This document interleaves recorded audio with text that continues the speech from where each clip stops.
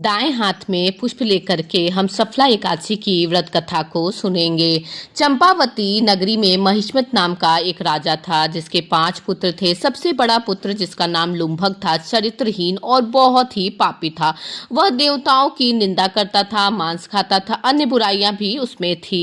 इस कारण राजा और उसके भाइयों ने उसे राज्य से निकाल दिया। वन में रहने के दौरान भी वह अपने पापी हरकतों से नहीं सुधरा। एक दिन वह चोरी करते हुए पकड़ा गया, लेकिन राजा का पुत्र होने के कारण उसे छोड़ दिया गया। वह एक पीपल के पेड़ के नीचे रहने लगा। पौष मास की दशमी के दिन सर्दी के कारण वह बहुत ही कमजोर हो गया। उसके पास खाने के लिए कुछ भी नहीं था।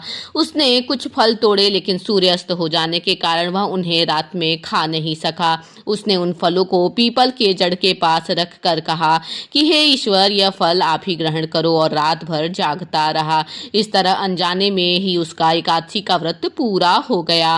उससे इस व्रत और जागरण से भगवान श्री हरि विष्णु उससे बहुत ही प्रसन्न हुए। एक दिव्य रथ उसके सामने आकर खड़ा हो गया और आकाशवाणी हुई कि हे लुम्भक, तुम्हारे व्रत से प्रसन्न होकर श्री हरि ने तुम्हारे पाप नष्ट कर दिए हैं।